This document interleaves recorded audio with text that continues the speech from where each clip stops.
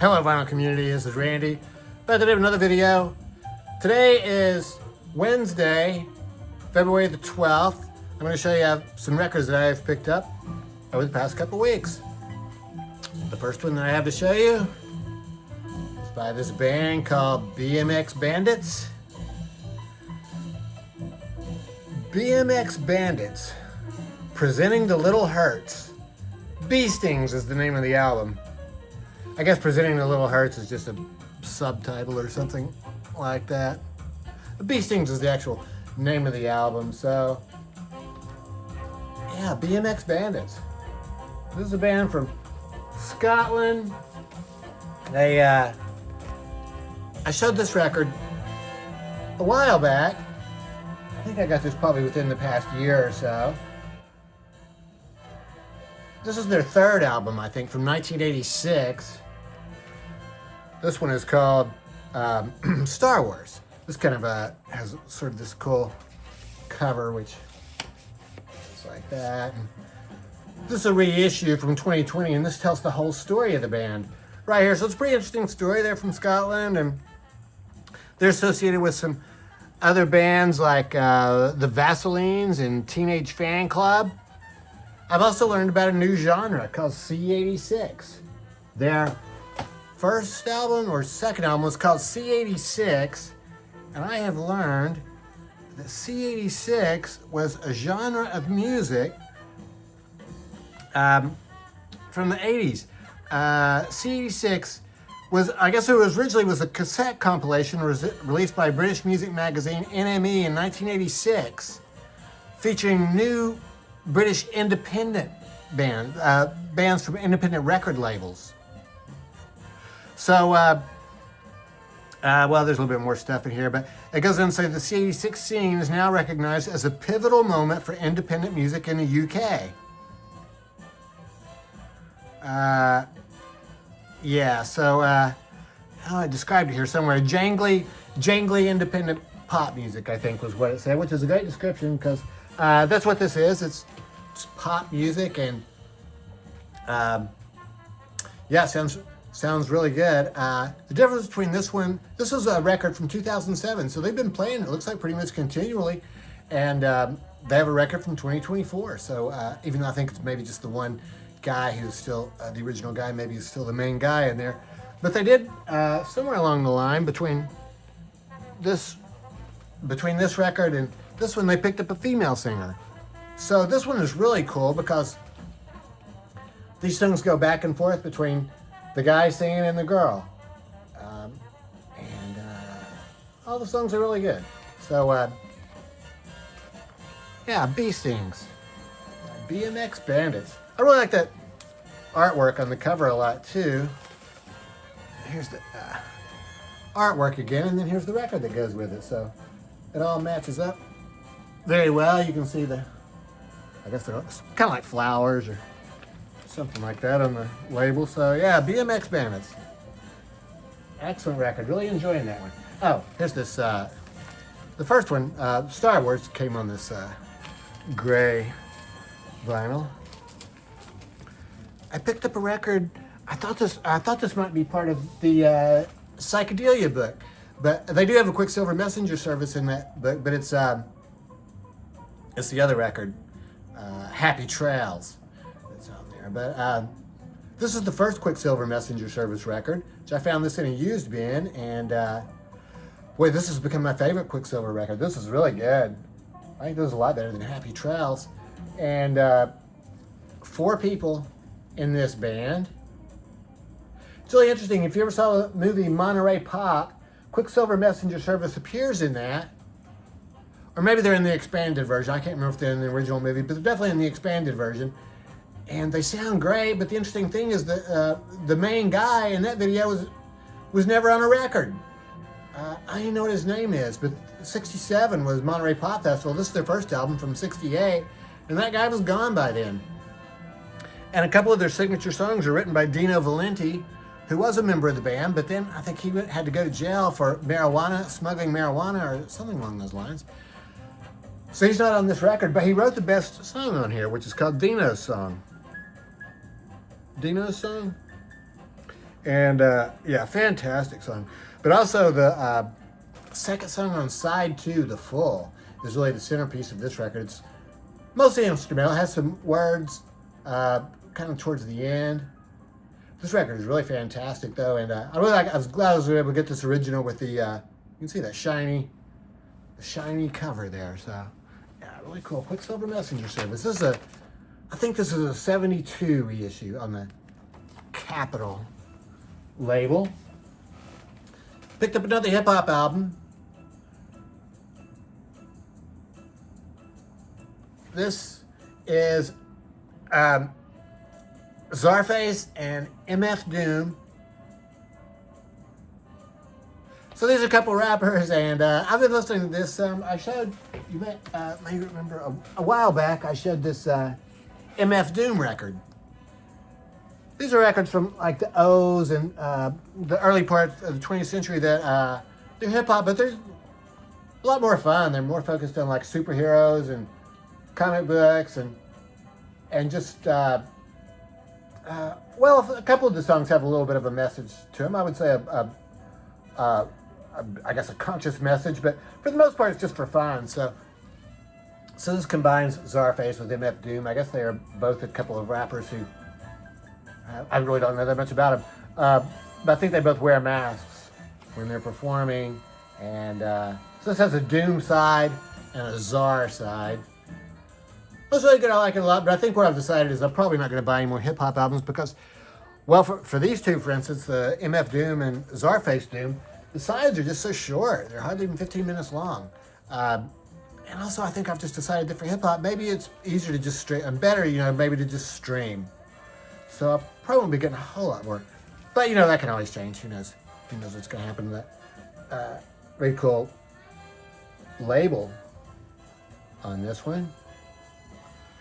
Czarface and MF Doom. Got this new jazz record from Blue Note called Out of, well, I think the name of the band is Out of Into, and the name of this album is Motion One.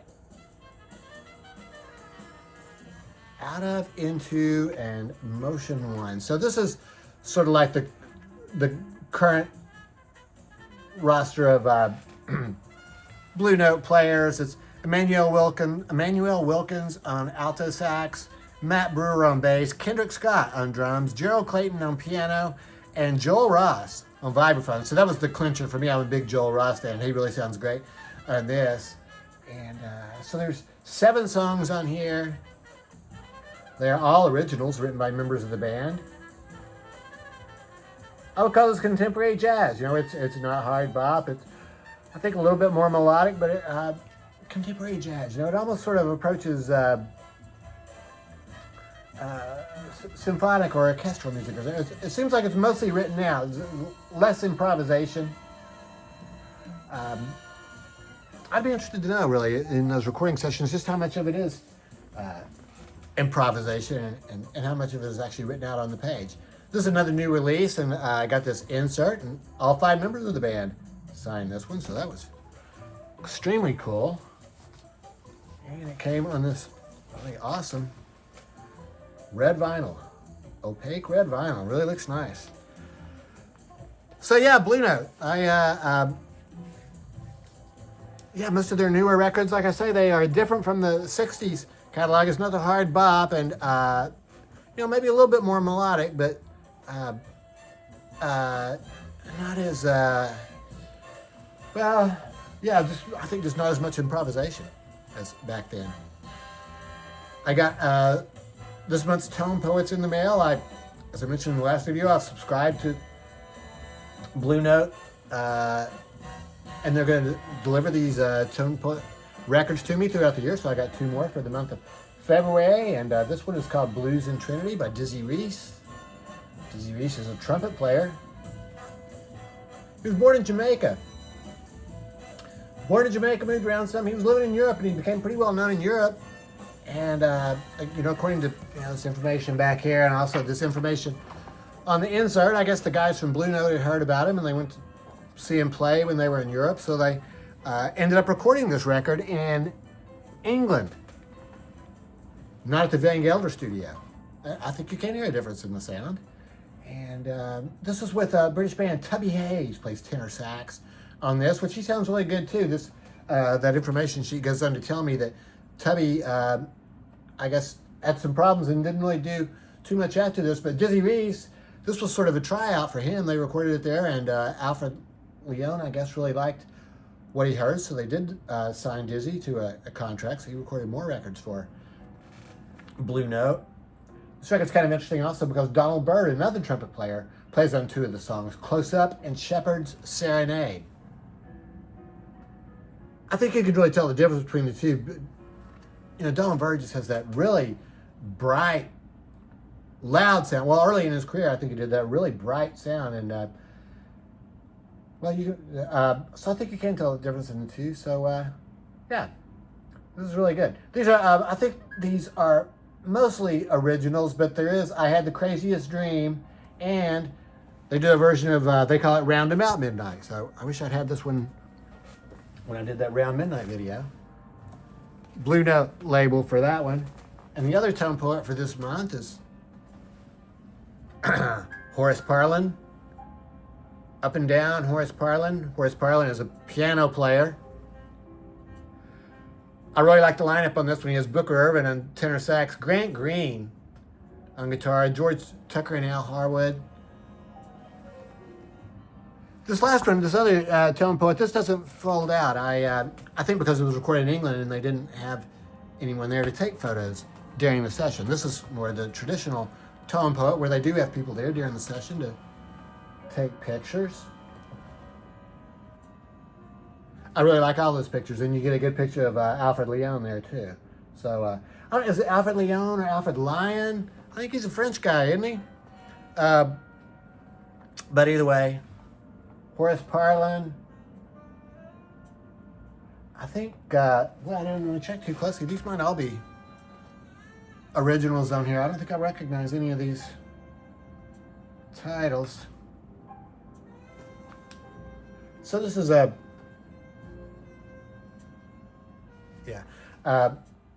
standard Blue Note label, so yeah, both of those really good. When I signed up for the Tone Poet Society, I learned that Blue Note has a rewards system, and you build up points in the reward system. I had a bunch of points, and so I got this record for free through the mail. I just ordered it directly from Blue Note, so that worked out well.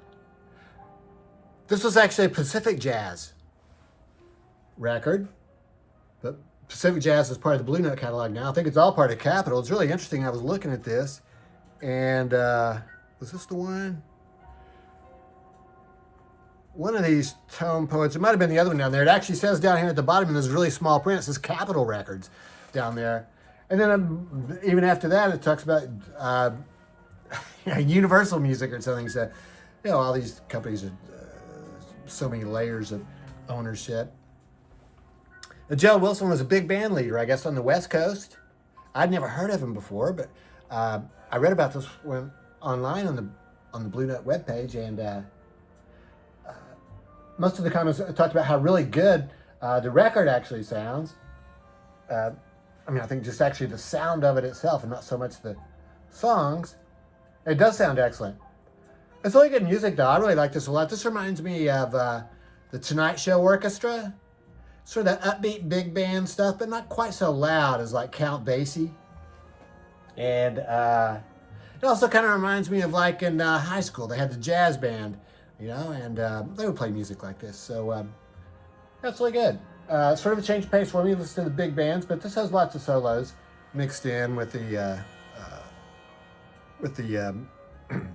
the more orchestrated parts. So I was just trying to see if there were any names on here of people that you would be interested in, but most of these players I think are not really, they're not that well known to me anyway. So yeah, but this one sounds really good. Pacific Jazz Records. But oh yeah, I wish I could show you the label because this is a very cool label. This is what we've been hearing since the beginning. And actually the very first song that we heard was Milestones. They did a fantastic version of Milestones. So If you want to rewind and listen to that with me talking over it, but you can probably stream it. It sounds really good. It comes with this, oh wait. Is it the, oh, this is, oh yeah, Gerald Wilson. Yeah, because I didn't never follow that either. So this comes with this insert telling me all about the Gerald Wilson Big Band. And I got one more record. I signed up for another subscription service, the Verve Record Club.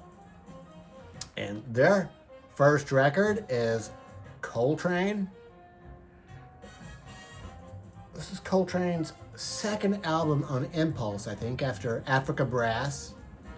Interestingly, he had an album called Coltrane on the Prestige label. That's a completely different record. So yeah, just Coltrane is the name of this one. And so this is part of their new subscription series, and I will get one record a month. And they're choosing sort of some different types of records. They didn't tell all of the records it could be, but they revealed 3 or 4 of them. And after this one, after this Coltrane record, the records that they're offering are more what I would call traditional jazz, or there are these bigger names in jazz like Ella Fitzgerald, Louis Armstrong,